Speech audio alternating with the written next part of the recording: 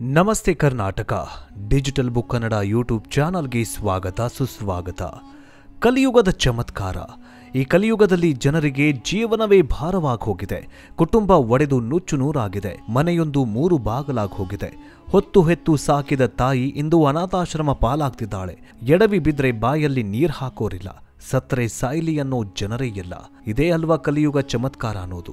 ಕಲಿಯುಗ ಹೆಂಗಾಗಿದೆಯಂದ್ರೆ ಬೆವರು ಸುರಿಸಿ ದುಡಿಯೋರಿಲ್ಲ, ಕಳ್ಳಕಾಕರೆ ತುಂಬಿದಾರಲ್ಲ. ಹೇಸಿಗೆ ಜನರ ಮಧ್ಯೆ ನಿಂತು ನೋಡಿದ್ರೆ ನಾಚಿಕೆಯಾಗತ್ತಲ್ಲ. ಅಂದಿನ ಒಡಹುಟ್ಟಿದವರ ಕಾಲ ಎಲ್ಲಿಗೆ ಹೋಯ್ತು? ಅಂದಿನ ಪ್ರೀತಿ ಬಾಂಧವ್ಯ ಕಳೆದು ಹೋಯ್ತಾ? ಎಲ್ಲಿದೆ ಸಂಬಂಧ, ಎಲ್ಲಿದೆ ಅನುಬಂಧ? ಅಂದಿನ ಕಾಲಕ್ಕೂ ಇಂದಿನ ಕಾಲಕ್ಕೂ ಅಜಗಜಾಂತರ. ಇದೇ ಅಲ್ವಾ ಕಲಿಯುಗದ ಚಮತ್ಕಾರ. ಮನೆ ತುಂಬ ಮಕ್ಕಳಿರಲಿ, ಊರು ತುಂಬ ಮರವಿರಲಿ, ಊರಿಗೊಂದು ವನವಿರಲಿ, ಮನೆಗೊಬ್ರು ಹಿರಿಯರಿರಲಿ. ಎಲ್ಲಿದ್ದಾರೆ ಮನೆಯಲ್ಲಿ ಹಿರಿಯರು? ಈಗ ಕಲಿಯುಗ ಬದಲಾಗಿದೆ. ಸೋಷಿಯಲ್ ಮೀಡಿಯಾ ಯುಗ ಆರಂಭವಾದಾಗಿನಿಂದ ಮನೆ ತುಂಬ ಮೊಬೈಲ್, ಊರು ತುಂಬ ಟವರ್, ಮನೆಯಲ್ಲಿ ಜನರಿಲ್ಲ, ಮೈ ತುಂಬ ಮಾತಿಲ್ಲ. ಹೌದು, ಇದೇ ಕಲಿಯುಗದ ಅಂತ್ಯ ಇನ್ನೇನು ಕೆಲವು ದಿನಗಳಲ್ಲಿ ಆಗಲಿದೆಯಂತೆ. ನಮ್ಮ ಸುತ್ತಮುತ್ತಲೂ ಈಗ ಪಾಪಕರ್ಮಗಳು ಜಾಸ್ತಿ ಆಗ್ತಾಗಿದೆ. ಈ ಪಾಪಕರ್ಮಗಳಿಂದ ಜನ ಎಷ್ಟು ಬೇಸತ್ತು ಹೋಗಿದ್ದಾರಂತಂದ್ರೆ ಪುಣ್ಯ ಕ್ಷೇತ್ರಗಳಲ್ಲಿ ದೊಡ್ಡ ರಕ್ತಪಾತವೇ ಆಗ್ತಾಗಿದೆ. ಮೊನ್ನೆ ವೈಕುಂಠ ಏಕಾದಶಿ ಎಂದು ತಿರುಪತಿ ತಿಮ್ಮಪ್ಪನ ಬೆಟ್ಟದಲ್ಲಿ ಕಾಲ್ತುಳಿತವಾಯಿತು. ಎಂದು ಪ್ರಯಾಗ್ರಾಜ್ ಗಂಗೆಯ ತಟದಲ್ಲೇ ಜನ ಸಾಯ್ತಾ ಇದ್ದಾರೆ. ಇದೇ ಕಲಿಯುಗ, ಪಾಪಕರ್ಮ, ಕಲಿಯುಗ ಅಂತರ್ಗತ ಅಂತ ಹೇಳಬಹುದು. ಆದರೆ 2050ರಲ್ಲಿ ಹೇಗಿರಲಿದೆ ಈ ಕಲಿಯುಗ? ಶ್ರೀಕೃಷ್ಣ ಹೇಳಿದ ಘನಘೋರ ಸತ್ಯಗಳ ಬಗ್ಗೆ ಇವತ್ತಿನ ಈ ವಿಡಿಯೋದಲ್ಲಿ ಸಂಪೂರ್ಣವಾಗಿ ಮಾಹಿತಿಯನ್ನು ಕೊಡ್ತೀವಿ. ನೀವೇನಾದರೂ ಶ್ರೀಕೃಷ್ಣನ ಭಕ್ತರಾಗಿದ್ರೆ ಈ ಕೂಡಲೇ ಜೈ ಶ್ರೀಕೃಷ್ಣ ಅಂತ ಕಮೆಂಟ್ ಮಾಡಿ. ಜೊತೆಗೆ ಇಂತಹ ಅಪ್ಡೇಟ್ಸ್ಗಾಗಿ ನಮ್ಮ ಯೂಟ್ಯೂಬ್ ಚಾನಲ್ ಅನ್ನು ಸಬ್ಸ್ಕ್ರೈಬ್ ಮಾಡ್ಕೊಳ್ಳಿ. ಗೆಳೆಯರೆ, 4 ಯುಗಗಳ ಬಗ್ಗೆ ಭಗವಾನ್ ಶ್ರೀಕೃಷ್ಣ ಈ ಹಿಂದೆಯೇ ಹೇಳಿದ್ದಾರೆ. ಹಿಂದೂ ಧರ್ಮದಲ್ಲಿ 4 ಯುಗಗಳ ಬಗ್ಗೆ ಸಂಪೂರ್ಣವಾಗಿ ವಿವರಿಸಲಾಗಿದೆ.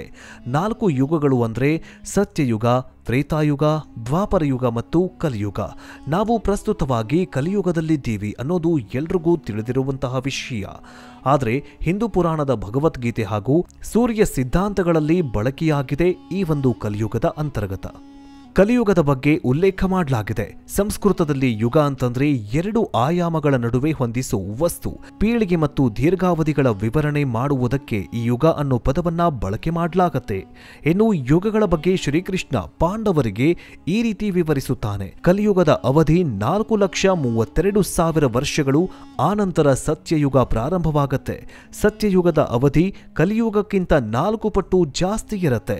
ಅಂದ್ರೆ 32,000 ವರ್ಷಗಳ ಯುಗವನ್ನು ಬಂಗಾರದ ಯುಗ ಅಂತ ಪುರಾಣಗಳಲ್ಲಿ ವಿವರಿಸಲಾಗಿದೆ.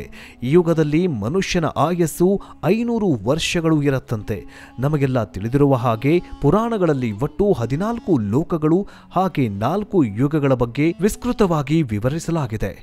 ಹೌದು, ಬ್ರಹ್ಮಲೋಕದ ಕಾಲಮಾನಕ್ಕೂ ಭೂಮಿಯ ಕಾಲಮಾನಕ್ಕೂ ಇರುವ ಅಗಾಧವಾದ ವ್ಯತ್ಯಾಸದ ಬಗ್ಗೆ ನಮ್ಮ ಪುರಾಣಗಳಲ್ಲಿ ಎಷ್ಟೋ ಕಥೆಗಳ ಮೂಲಕ ವಿವರಿಸಲಾಗಿದೆ. ನಮ್ಮ ಮಹಾಕಾವ್ಯಗಳಲ್ಲಿ ಒಂದಾದ ರಾಮಾಯಣ ನಡೆದ ಕಾಲಮಾನವನ್ನ ತ್ರೇತಾಯುಗ ಅಂತ ಕರೆಯಲಾಗತ್ತೆ. ಕೌರವ ಪಾಂಡವರ ಮಹಾಭಾರತ ನಡೆದ ಕಾಲವನ್ನ ದ್ವಾಪರ ಯುಗ ಅಂತ ಕರೆಯಲಾಗತ್ತೆ. ಕೃಷ್ಣನ ಅಂತ್ಯದ ಮೂಲಕ ಹಾಗೆ ದ್ವಾರಕಾ ನಗರಿ ಮುಳುಗಡೆಯಾಗುವುದರ ಮೂಲಕ ದ್ವಾಪರ ಯುಗ ಕೊನೆಗೊಂಡಿತು, ಕಲಿಯುಗ ಶುರುವಾಯಿತು ಅಂತ ಹೇಳಲಾಗತ್ತೆ. ಪುರಾಣಗಳಲ್ಲಿ 4 ಯುಗಗಳ ಬಗ್ಗೆ ಹೀಗೆ ವಿವರಿಸಲಾಗಿದೆ. ಮೊದಲನೆಯದು ಸತ್ಯಯುಗ. ಹೆಸರೇ ಸೂಚಿಸುವ ಹಾಗೆ ಸತ್ಯಕ್ಕೆ ಮೀಸಲಾದ ಕಾಲವಾಗಿತ್ತು. ಮಧ್ಯ ಅವತಾರ ಹಯಗ್ರೀವ ಅವತಾರ, ಕೂರ್ಮ ವರಹ ನರಸಿಂಹ ಅವತಾರಗಳನ್ನ ಭಗವಂತ ಎತ್ತಿದ್ದು ಇದೇ ಯುಗದಲ್ಲಿ. ಇದು ಯಾವುದೇ ಕಪಟ ಆಲೋಚನೆಗಳಿಲ್ಲದ ಯುಗವಾಗಿತ್ತು. ಇನ್ನು ಪ್ರೀತಿ, ವಿಶ್ವಾಸ, ನಂಬಿಕೆ ಈ ಯುಗದಲ್ಲಿ ಮಹತ್ವದ್ದಾಗಿತ್ತು. ಇನ್ನು ತ್ರೇತಾಯುಗದ ಬಗ್ಗೆ ನೋಡುವುದಾದರೆ ಭಗವಂತನು ವಾಮನ, ಪರಶುರಾಮ ಮತ್ತು ರಾಮನ ಅವತಾರ ಎಂದಿತ್ತು. ಇನ್ನು ಇಡೀ ಜಗತ್ತು ಮೋಹ, ಲೋಭ, ಮಚ್ಚರಗಳಿಂದ ತುಂಬಿ ಹೋಗಿತ್ತು. ಧರ್ಮದ ಮೇಲೆ ಅಧರ್ಮ ಭಾರಿ ಸದ್ದು ಮಾಡ್ತಾ ಇತ್ತು. ಅದಕ್ಕಾಗಿ ಜಗತ್ತಿನ ತುಂಬ ಪ್ರೀತಿ ಬಿತ್ತೋದಕ್ಕೆ ಅಂತಾನೆ ಶ್ರೀಕೃಷ್ಣನು ಜನ್ಮ ತಾಳ್ತಾನೆ. ಕಲಿಯುಗ ಮುಗಿಸಿದ ನಂತರ ಮತ್ತೆ ಮೊದಲಿನಂತೆ ಸತ್ಯಯುಗದ ಆರಂಭವಾಗತ್ತೆ. ಹೀಗೆ ಯುಗಗಳ ಚಕ್ರ ನಿರಂತರವಾಗಿ ನಡೀತಾ ಇರತ್ತೆ. ಸದ್ಯ ಈಗಿನದು 43 ಯುಗ ಚಕ್ರ ಅಂತ ಹೇಳಲಾಗತ್ತೆ. ಈಗ ನಾವು ಕಲಿಯುಗದ ಮಧ್ಯದಲ್ಲಿದ್ದೇವೆ. ಇದು ಮುಗಿದ ನಂತರ ಮತ್ತೆ ಸತ್ಯಯುಗ ಪ್ರಾರಂಭವಾಗತ್ತೆ ಅನ್ನೋದು ಹಿಂದೂ ಧರ್ಮಗಳಲ್ಲಿ ವಿವರಿಸಲಾಗಿದೆ.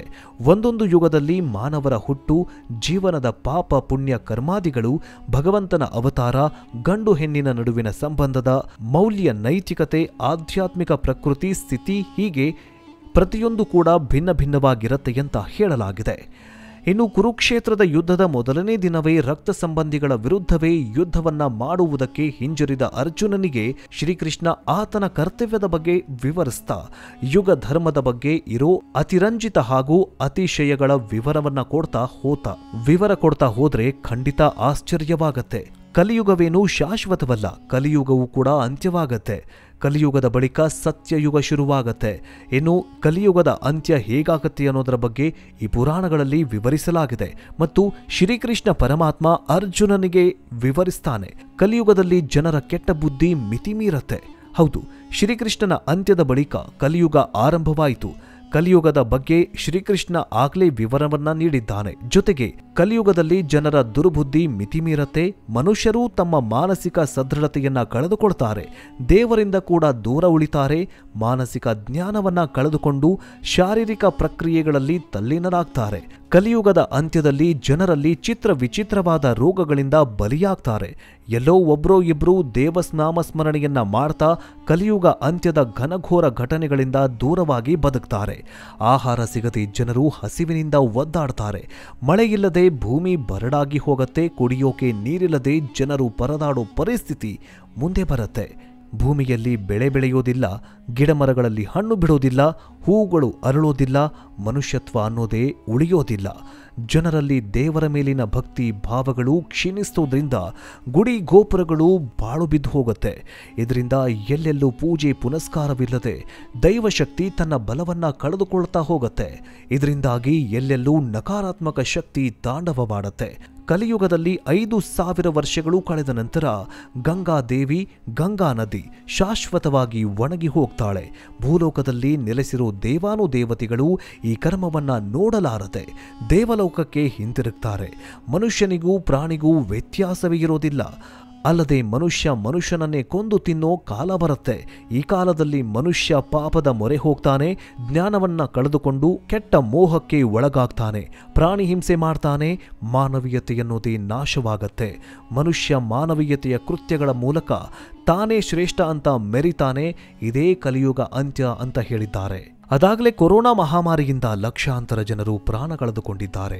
ಜಗತ್ತಿನಲ್ಲಿ ಅತಿಯಾದ ದುಡ್ಡಿನ ಹಾಹಾಕಾರ, ಕೆಟ್ಟ ಚಟ, ಅಸೂಹೆಗಳು ಇದೆಲ್ಲದಕ್ಕೂ ಕಾರಣ. ಇಂತಹ ದುರ್ವರ್ತನೆಗಳು ಮಿತಿಮೀರಿದಾಗ ಕಲ್ಕಿ ಜನನ ತಾಳ್ತಾನೆ, ಈ ಕಲಿಯುಗವನ್ನ ಅಂತ್ಯ ಮಾಡ್ತಾನೆ. ಕಲಿಯುಗದಲ್ಲಿ ಮನುಷ್ಯನ ಪಾಪಕರ್ಮಗಳ ಪ್ರಭಾವ ಅತಿರೇಕಕ್ಕೆ ಹೋದಾಗ ಸೂರ್ಯನು ಸ್ವತಃ 7 ಸೂರ್ಯನ ಶಾಖವನ್ನ ಪಡೆದುಕೊಂಡು ಭೂಮಿಯನ್ನ ಆಳುತ್ತಾನೆ ಅಂತ ಹೇಳಲಾಗಿದೆ. ಈ ಸಂದರ್ಭದಲ್ಲಿ ಭೂಮಿಯ ಮೇಲೆ ವಾಸವಿರುವ ಜೀವಿಗಳಿಗೆ, ಮನುಷ್ಯರಿಗೆ ಸೂರ್ಯನು ತಮ್ಮ ತಲೆಯ ಮೇಲೆ ಇದ್ದಾನೇನೋ ಅನ್ನುವಂತಹ ಶಾಖವನ್ನ ಸೂರ್ಯ ಕೊಡ್ತಾನೆ. ಸೂರ್ಯನ ಶಾಖದಿಂದಾಗಿ ನೀರು ಬತ್ತಿ ಹೋಗತ್ತೆ, ತಾಮ್ರದಂತೆ ಕಾದು ಕೆಂಪಗಾಗತ್ತೆ. ಮನುಷ್ಯರಿಗೂ ನೀರಿರುವುದಿಲ್ಲ, ಜೀವಿಗಳಿಗೂ ಕೂಡ ನೀರಿರುವುದಿಲ್ಲ. ವಾಸ್ತವವಾಗಿ ಪುರಾಣಗಳಲ್ಲಿನ ಒಂದು ಅಧ್ಯಾಯವು ಭೂಮಿಯ ಏರ್ತಾ ಇರುವ ತಾಪಮಾನವನ್ನ ವಿವರಿಸುತ್ತೆ. ಇದು ಕಲಿಯುಗದ ಅಂತ್ಯ ಸಮೀಪಿಸ್ತಾಗಿದೆ ಅನ್ನೋದು ಸೂಚನೆಯಾಗಿದೆ. ತ್ರಿವೇಣಿ ಸಂಗಮದಲ್ಲಿ ಪುಣ್ಯ ಸ್ನಾನ ಮಾಡಲು ವಿದೇಶಗಳಿಂದಲೂ ಬಾಬಾಗಳು ಬರ್ತಿದ್ದಾರೆ. ಹೀಗಾಗಿ ಈ ಜಾಗ ಇಂದಿಗೂ ಪವಿತ್ರ ಅಂತ ಪರಿಗಣಿಸಲಾಗಿದೆ. ಆದರೆ ಪ್ರಯಾಗ್ರಾಜ್ನಲ್ಲಿ ಅಘೋರಿಯೊಬ್ಬರು ನುಡಿದಿರುವ ಭವಿಷ್ಯ ಈಗ ಎಲ್ಲರಲ್ಲೂ ಭಯ ಬೀಳಿಸಿದೆ. ಹಿಮಾಲಯದ ತಪ್ಪಲಿನಿಂದ ಬಂದಿರುವ ಅಘೋರಿಗಳು ಈ ಬಾರಿ ನುಡಿದಿರುವ ಭವಿಷ್ಯ ಎಲ್ಲರಲ್ಲೂ ನಡುಕ ಹುಟ್ಟಿಸಿದೆ. ಈ ಅಘೋರಿ 10 ವರ್ಷಗಳಿಂದ ಕೇವಲ ಕುಂಭಮೇಳಕ್ಕೆ ಮಾತ್ರ ಆಗಮಿಸ್ತಾ ಇದ್ದಾರೆ. ಹಿಮಾಲಯದ ಚಳಿಯಲ್ಲಿ ತಪಸ್ವಿಗಳಾಗಿರುವ ಇವರು ಕುಂಭಮೇಳಕ್ಕೆ ಆಗಮಿಸಿ ಭಯ ಬೀಳಿಸುವಂತಹ ಭವಿಷ್ಯ ನುಡಿದಿದ್ದಾರೆ. ಹಿಮಾಲಯದ ತುತ್ತ ತುದಿಯಲ್ಲಿರುವ ಸಿದ್ಧಾಶ್ರಮದಲ್ಲಿ ನೆಲೆಸಿರುವ ಇವರು ಕುಂಭಮೇಳದ ಸಮಯದಲ್ಲಿ ಪ್ರತಿ ವರ್ಷ ಭವಿಷ್ಯವನ್ನ ನುಡಿತಾರೆ. ಆದರೆ ಈ ಬಾರಿಯ ಅಘೋರಿ ನುಡಿದ ಭವಿಷ್ಯ ಬೆಚ್ಚಿ ಬೀಳಿಸುವಂತೆ ಮಾಡಿದೆ. ಕಳೆದ 84 ವರ್ಷಗಳಿಂದ ಈ ನಾಗಾ ಸಾಧು 7 ಕುಂಭಮೇಳಗಳಲ್ಲಿ ಭಾಗವಹಿಸಿದ್ದಾರೆ. ಹೀಗಾಗಿ ಅವರ ಭವಿಷ್ಯವಾಣಿ ಕೇಳೋದಕ್ಕೆ ಪ್ರತಿ ವರ್ಷ ಅಲ್ಲಿ ಭಕ್ತರು ನೆರೆಯುತ್ತಾರೆ. ಈ ಬಾರಿ ನುಡಿದಿರುವ ಈ ಭವಿಷ್ಯವಾಣಿ ಕೇಳಿ ಶಾಕ್ಗೆ ಒಳಗಾಗಿದ್ದಾರೆ ಅಲ್ಲಿನ ಜನರು. ಆ ಅಘೋರಿ ಈ ಭೂಮಿಯ ಮೇಲೆ ನಡೆಯುವ ಅತ್ಯಂತ ಕರಾಳ ದಿನಗಳ ಕುರಿತು ಭವಿಷ್ಯವನ್ನ ನುಡಿದಿದ್ದಾರೆ. ಮುಂದಿನ ಕುಂಭಮೇಳಕ್ಕೆ ಬರುವ ಹೊತ್ತಿಗೆ ಹೆಣಗಳ ರಾಶಿಯೇ ನೋಡಲಿದ್ದಾರಂತೆ. ಬಿಡುವೆ ಇಲ್ಲದ ಚಿತಾಗಾರ ಉರಿಯುತ್ತವಂತೆ. ಉಸಿರಾಡುವ ಗಾಳಿ ವಿಷವಾಗಲಿದೆಯಂತೆ. ಆಕಾಶ ಕೂಡ ಕಪ್ಪಗಾಗಲಿದೆಯಂತ ಭವಿಷ್ಯವಾಣಿಯನ್ನ ನುಡಿದಿದ್ದಾರೆ. ಇದಿಷ್ಟೇ ಅಲ್ಲ, ಜನರ ಪಾಪ ತೊಳೆಯುವ ಗಂಗೆ ಅಳುತ್ತಾಳೆ ಎನ್ನೋ ಅಚ್ಚರಿಯ ಭವಿಷ್ಯವನ್ನ ನುಡಿದಿದ್ದಾರೆ. ತ್ರಿವೇಣಿ ಸಂಗಮದಲ್ಲಿ ಅವರು ಸ್ನಾನ ಮಾಡೋದಕ್ಕೆ ಬರುವ ಸಮಯದಲ್ಲಿ ಆಕಾಶದಲ್ಲಿ ಕಾಗೆಗಳು ಕರ್ಕಶ ಧ್ವನಿಯಲ್ಲಿ ಕೂಗುತ್ತವಂತೆ. ಅವರು ಪವಿತ್ರ ಸ್ನಾನ ಮಾಡಿ ನದಿ ತಟದಲ್ಲಿ ಕಣ್ಮುಚ್ಚಿ ಕುಳಿತು ಈ ಭವಿಷ್ಯವನ್ನ ನುಡಿದಿದ್ದಾರೆ. ಅಂದ್ರೆ ನಗರಗಳು ಸಮುದ್ರದಲ್ಲಿ ಮುಳುಗಲಿವೆ ಎಂಬುದು ಇದರ ಒಳಾರ್ಥವಾಗಿದೆ. ಪರ್ವತಗಳ ಮೇಲಿನ ಹಿಮವು ಕಣ್ಮರೆಯಾಗತ್ತೆ. ಹಲವಾರು ಪ್ರಾಚೀನ ದೇವಾಲಯಗಳು ಮತ್ತೆ ಭೂಮಿಯ ಮೇಲೆದ್ದು ಬರುತ್ತವೆ. ನದಿಗಳು ಹೊಸ ಮಾರ್ಗ ಕಂಡುಕೊಳ್ಳುತ್ತವೆ. ಇಂದು ಯುದ್ಧ ಭೂಮಿ ಇರುವಲ್ಲಿ ಮುಂದೆ ಕುಂಭಮೇಳ ನಡೆಯಲಿದೆ ಎನ್ನೋ ಭವಿಷ್ಯವನ್ನ ನುಡಿದಿದ್ದಾರೆ. ಅಂದ್ರೆ ಗಂಗೆ ತ್ರಿವೇಣಿ ಸಂಗಮದ ರೂಪ ಬದಲಾಗುತ್ತದೆ ಅಂತ ಅವರು ಹೇಳಿದ್ದಾರೆ. ಈ ಅಘೋರಿಗೆ ಈಗ 95 ವರ್ಷವಾಗಿದ್ದು ಆತನ ಪ್ರಕಾರ ಇನ್ನೂ ಹಲವು ಕುಂಭಮೇಳಕ್ಕೆ ಆಗಮಿಸಲಿದ್ದಾರೆ ಅಂತ ಹೇಳಿದ್ದಾರೆ. ಇನ್ನು ಆ ಅಘೋರಿ ಭೂಮಿಯ ಮೇಲೆ ನಡೆಯುವಂತಹ ಅತ್ಯಂತ ಕರಾಳ ದಿನಗಳ ಕುರಿತು ಕೂಡ ಭವಿಷ್ಯವನ್ನ ನುಡಿದಿದ್ದಾರೆ. ಮುಂದಿನ ಕುಂಭಮೇಳಕ್ಕೆ ಬರುವ ಹೊತ್ತಿಗೆ ಹೆಣಗಳ ರಾಶಿ ನೋಡಲಿದ್ದಾರಂತೆ. ಬಿಡುವೆ ಇಲ್ಲದ ಚಿತಾಗಾರ ಉರಿಯಲಿದೆಯಂತೆ. ಉಸಿರಾಡುವ ಗಾಳಿ ವಿಷವಾಗಲಿದೆಯಂತೆ. ಆಕಾಶವು ಕಪ್ಪಗಾಗಲಿದೆಯಂತ ಭವಿಷ್ಯವನ್ನ ನುಡಿದಿದ್ದಾರೆ. ಇನ್ನು ಇದಿಷ್ಟೇ ಅಲ್ಲದೆ 7 ದಿನಗಳಲ್ಲಿ ಈ ಕಲಿಯುಗ ಅಂತ್ಯವಾಗಲಿದೆ ಎನ್ನುವಂತಹ ಭವಿಷ್ಯವಾಣಿಯೂ ಕೂಡ ಈಗ ಸ್ಫೋಟವಾಗ್ತಾಗಿದೆ. 16ನೇ ಶತಮಾನದಲ್ಲಿ ರಚನೆಯಾದ ಭವಿಷ್ಯಮಾಲಿಕಾ ಗ್ರಂಥವು ಕಲಿಯುಗದ ಅಂತ್ಯ ಮತ್ತು ಪ್ರಪಂಚದ ವಿನಾಶವನ್ನ ಹೇಳತಾಗಿದೆ. ಭವಿಷ್ಯಮಾಲಿಕಾದಲ್ಲಿ ನಾವು ಭಾರತದ ಬಗ್ಗೆ ಹೇಳಲಾದ ಅನೇಕ ಭವಿಷ್ಯಗಳನ್ನು ನೋಡಬಹುದು. ಇದಕ್ಕೆ ಉತ್ತಮ ಉದಾಹರಣೆ ಎಂಬಂತೆ ಜಗನ್ನಾಥ ದೇವಾಲಯಕ್ಕೆ ಸಂಬಂಧಿಸಿದ ವಿಚಾರಗಳು ಭವಿಷ್ಯಮಾಲಿಕೆಯಲ್ಲಿ ಹೇಳಿದಂತೆ ನಡೆದಿದೆ. ಭವಿಷ್ಯಮಾಲಿಕಾ ಜಗನ್ನಾಥ ದೇವಾಲಯಕ್ಕೆ ಸಂಬಂಧಿಸಿದ ವಿಚಾರಗಳನ್ನು ಹೊರತುಪಡಿಸಿದ್ರೆ ಕಲಿಯುಗದ ಕುರಿತು ಕೂಡ ಭವಿಷ್ಯಮಾಲಿಕೆಯಲ್ಲಿ ಉಲ್ಲೇಖಿಸಲಾಗಿದೆ. ಕಲಿಯುಗದ ಅಂತ್ಯಕ್ಕೆ ಸಂಬಂಧಿಸಿದ ಭವಿಷ್ಯಮಾಲಿಕಾದ ಭವಿಷ್ಯವಾಣಿಗಳನ್ನು ತಿಳಿದುಕೊಳ್ಳೋಣ ಬನ್ನಿ. ಕಲಿಯುಗದಲ್ಲಿ ಕ್ರಮೇಣವಾಗಿ ಉದ್ವಿಗ್ನತೆ ಹೊರಡುತ್ತೆ ಅಂತ ಬರೆಯಲಾಗಿದೆ. ಪ್ರಪಂಚದ ಅನೇಕ ದೇಶಗಳಲ್ಲಿ ಅಂತರ್ಯುದ್ಧಗಳು ಜಾಸ್ತಿ ಆಗತ್ತೆ. ಒಂದೆಡೆ ನೈಸರ್ಗಿಕ ವಿಕೋಪಗಳು ಮನುಕುಲವನ್ನ ಶೋಚನೀಯಗೊಳಿಸಿದ್ರೆ, ಮತ್ತೊಂದೆಡೆ ಅಂತರ್ಯುದ್ಧಗಳು ಮಾನವ ಜೀವವನ್ನ ಛಿದ್ರಗೊಳಿಸುತ್ತವೆ. ಜಗತ್ತಲ್ಲಿ 3ನೇ ಮಹಾಯುದ್ಧ ಆರಂಭವಾಗತ್ತೆ. ಅದರಲ್ಲಿ ಜನರು ಕೀಟಗಳಂತೆ ಸಾಯ್ತಾರೆ ಅಂತ ಉಲ್ಲೇಖ ಮಾಡಲಾಗಿದೆ. ಇನ್ನು ಭವಿಷ್ಯವಾಣಿಯಲ್ಲಿ ಉಲ್ಲೇಖಿಸಿರುವ ಪ್ರಕಾರ ಆಕಾಶದಲ್ಲಿ 2 ಸೂರ್ಯರು ಕಾಣಿಸ್ಕೊಳ್ತಾರೆ. ಇದು ಕಲಿಯುಗ ತನ್ನ ಉತ್ತುಂಗದತ್ತ ಸಾಗುತ್ತದೆ ಅನ್ನೋ ಸಂಕೇತವಾಗಿದೆ. ಕೆಲವು ವರ್ಷಗಳ ಹಿಂದೆ ಕೊಲಂಬಿಯಾದ ಹಳ್ಳಿಯೊಂದರಲ್ಲಿ 2 ಸೂರ್ಯೋದಯದ ದೃಶ್ಯ ಕಂಡು ಬಂದಿವೆ ಅನ್ನೋದು ಆಶ್ಚರ್ಯಕರವಾಗಿದೆ. ಭವಿಷ್ಯಮಾಲಿಕದಲ್ಲಿ ಬರೆದ ಭವಿಷ್ಯವಾಣಿಯ ಪ್ರಕಾರ ಸೂರ್ಯನಂತೆ ಹೊಳೆಯುವ ದೇಹವು ಬಂಗಾಳ ಕೊಲ್ಲಿಯಲ್ಲಿ ಬೀಳುತ್ತದೆ. ಇದರಿಂದ ಒಡಿಶಾ ಮುಳುಗಿ ಹೋಗುತ್ತೆ ಅಂತ ಹೇಳಿದ್ದಾರೆ. ಭವಿಷ್ಯಮಾಲಿಕಾದಲ್ಲಿ ಭೂಮಿಯು 3 ಹಂತಗಳಲ್ಲಿ ನಾಶವಾಗತ್ತೆ ಅಂತ ಉಲ್ಲೇಖ ಮಾಡಲಾಗಿದೆ. ಮೊದಲ ಹಂತವು ಕಲಿಯುಗ ಅಂತ್ಯವಾಗತ್ತೆ, 2ನೇ ಹಂತವು ಭೂಮಿಯ ಮೇಲೆ ದೊಡ್ಡ ವಿನಾಶ ಎದುರಾಗತ್ತೆ ಮತ್ತು 3ನೇ ಹಂತವು ಹೊಸ ಯುಗ ಆರಂಭವಾಗತ್ತೆ.